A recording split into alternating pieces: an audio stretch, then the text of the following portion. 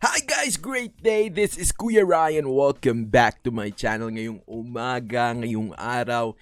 Whatever time zone you're in, whatever time you're watching this, we're gonna look at and we're gonna take some memories and we're gonna take down ourselves into memory lane. At saka, let's remember one of the superheroes natin bilang tao, bilang persons growing up, and we would not be here where we are if not for them. Guess what? We're gonna remember and we're gonna look and appreciate our teachers.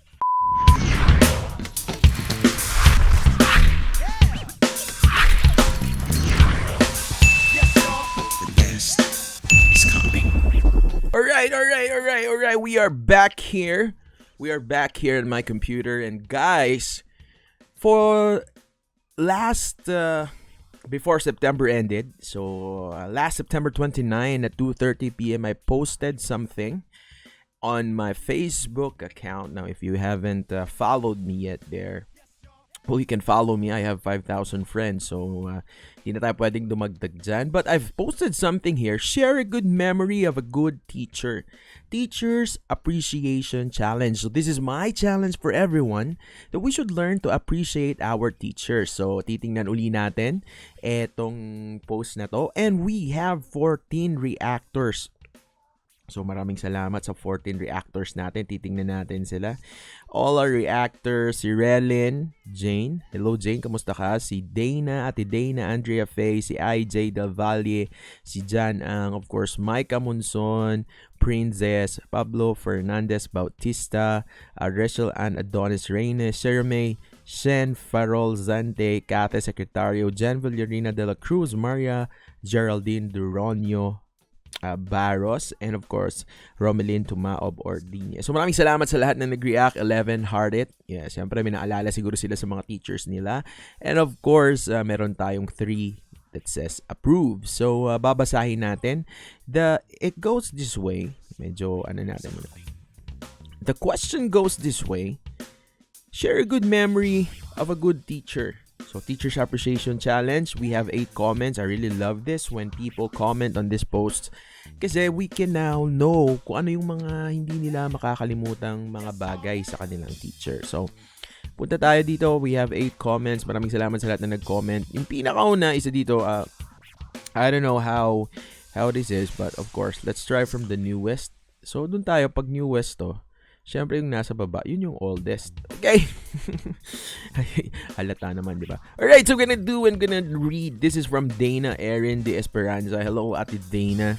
Once, Kuya, I was accidentally hit sa jaw by a softball flying at full force. Grabe, masakit to. During a sports event sa school. Blacked out and I couldn't open my jaw. One of the labeled terror teachers, take note, terror teachers at school that time heard about it, and she was the one who took me to the hospital and paid for all my hospital bills. Grabe. Grabe, so generous. We became close. She became close to the fam. Dad started discipling her. She started coming to church. Then she became a follower of Jesus, and she's now an amazing principal. Wow, who invites missionaries and campus ministers sa school nila. Thank you, Lord, sa softball. It started out as an accident and an untoward thing, but, God works for our good. Yung softball na tumama kay Ate Dana, tsaka biglang nag-blackout siya, was the way for the teacher to find her purpose and also for the teacher to have a changed life and to know Christ. And wow, this is a good story and I really love it. This is awesome, Ate Dana. Thanks for sharing. Who would have thought a terror teacher, wow, could be transformed and be changed nang dahil sa softball? Alam mo, pang maalala mo kaya to eh. Alright, maraming salamat, Ate Dana. And of course, we have Charles Pagaspas Bautista. Sabi niya, my professor is so caring and loving the way he approaches. He sometimes treat us and understand us in our lapses. Maraming salamat sa professor. Kung sino ka man professor ni Charles. Charles, kung sino man professor mo na to, this professor deserves like an appreciation. Maraming salamat. In this age where sometimes marami tayong hindi na-appreciate why don't we just learn to appreciate people who did that extra mile to be there for us? And one of them is our teachers. Pareho sa nangyari kay Charles. So caring and loving. Lahat naman ng teachers nagki-care sa students. Sometimes we just misinterpret some of their actions sa parang galit sila or parang strict sila. Pero they really love us. Of course, maraming salamat sa iyo, Charles David Pagaspas Bautista. Tuloy tayo dito. One of the teachers also, teacher din to si Mami. And Ma'am Marcy, teacher siya ng pamangkin ko. Hello, Ma'am Marcy Faith Soliano. Let's just react on that and give her a heart first. One of the unforgettable quote, my favorite math teacher is this: there is no learning if you keep forgetting. Till this day, I can still remember all the drills and all the teachings he has imparted to me. There is no learning if you keep forgetting. Therefore, you need to remember things for you to learn.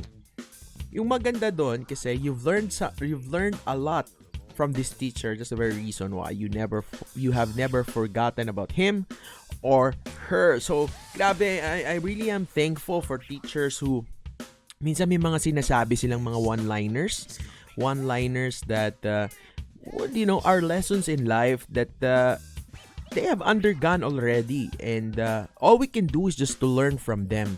So one of this is yung sinabi dito, yung senior sa atin dito ni Ma'am Marisol Faith, ni Ma'am Marcy, sabi niya, math teacher niya. So imagine niyo na lang kung hindi niya nakuha doon sa math teacher niya yung quote na to, hindi niya in-apply. I don't know if may pamangkin would have a Ma'am Marcy right now. Maraming salamat sa iyo, Ma'am Marcy. I really appreciate you for being such also a wonderful teacher. Of course, next is from Micah. Maraming salamat, Micah, for being here always. Sabi niya, eto, tingnan natin. My mentor during my practice teaching days in a private school is one of my role models. He was so fun and easy to approach. He would give advice after advice on how to be a good teacher. He would also encourage me and fully trusted in my ability to teach. Can't wait to catch up with him. My mentor. Our teachers are our mentor. They mold us, they make us into the kind of person we are right now. Micah, being one of those also teacher din ngayon, has learned something from this teacher who was fun, easy to approach, who gives advices, encourage, and eto maganda, I would like to highlight this.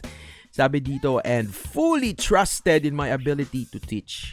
Sometimes we just need persons to trust us in what we can do so that we can soar high and we can be the person that we are. And maraming salamat sa mga mentors natin that's always been there. Thanks for believing in us. I too have a share of mentors that believed in me.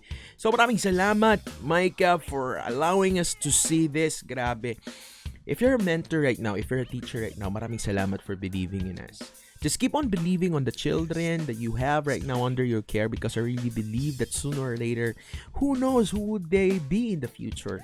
So maraming salamat for being such good teachers. Maraming salamat. Of course, we have here Rodel. Kaibigan ko si Rodel naman.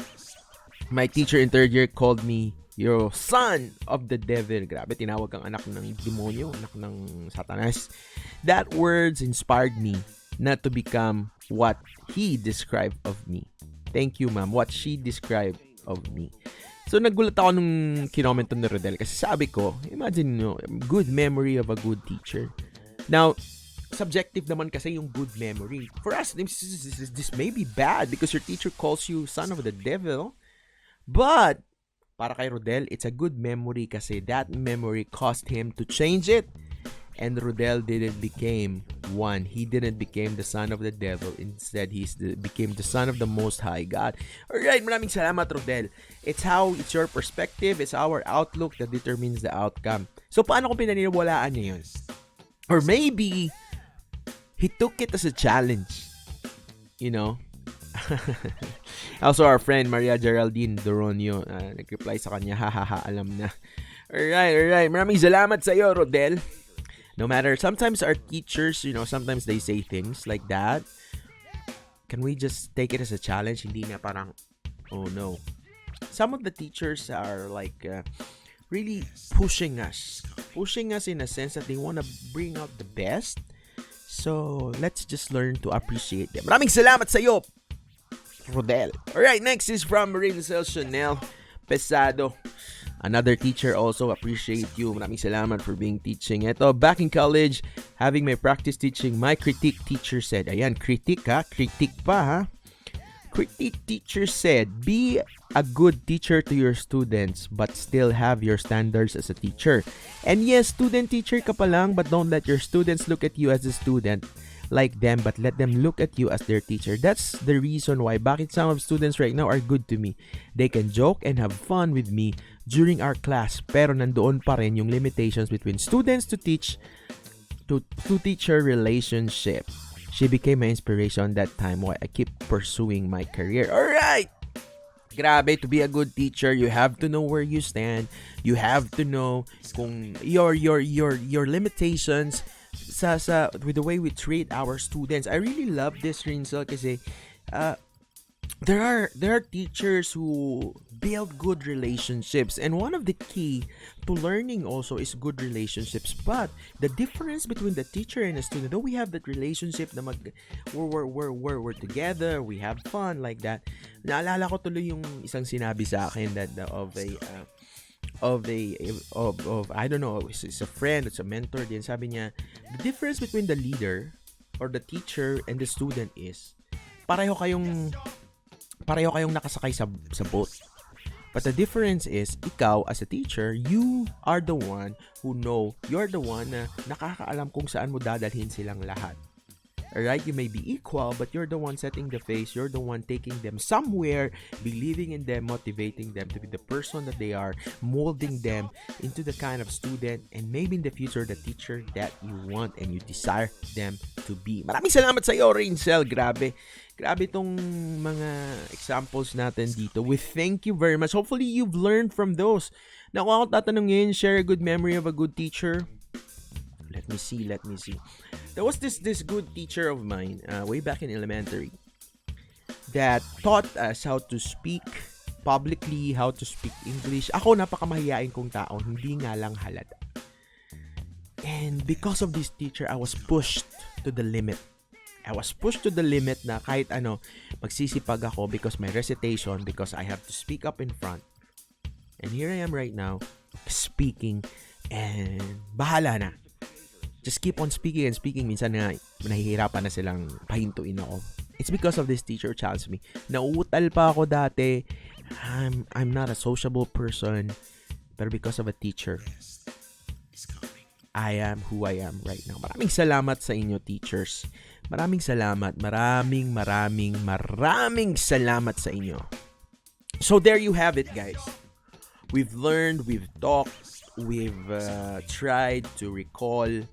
Alam ko, marami sa inyo may mga marami pa kayong mga marirecall sa teachers. So if you have something that you recall, I would like you to put it in the comment section. And let's just appreciate. Let's learn to appreciate. Now, I'm making this vlog because we're in the age right now of transitioning from the old methods of teaching ngayon to the new normal. And marami ako nakikitang mga teachers na naghihirap and nagpupush talaga to the limits just to deliver and just to teach students right now. And I would like to give this time to just thank you and saying that I salute you. I really thank you for all your efforts. Hindi ko man sukat ma-describe yung effort nyo kasi I've never been there, but I know it's really hard.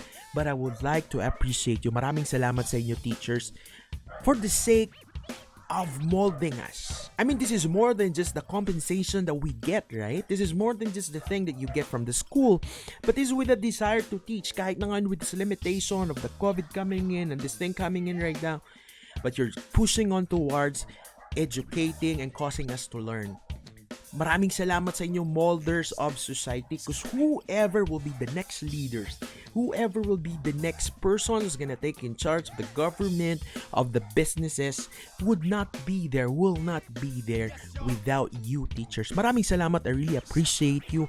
And I just really pray that all the efforts that you've given us, babalik din sa inyo. So, this is a teacher's appreciation video. If you appreciate the teacher right now. Message the teacher and say, Ma'am, maraming salamat. Sir, maraming salamat. And then who knows that appreciation could go a long way. Maraming salamat sa inyo, teachers. I really salute you. By the way, guys, if you haven't subscribed to my channel yet, please click that subscribe button. We will have just more questions, more things that we'll tackle in this channel. Maraming salamat sa inyo. Remember the teachers. Mahal na mahal natin sa. This is Ryan. If you're a teacher, I really pray and I really believe that the best is coming.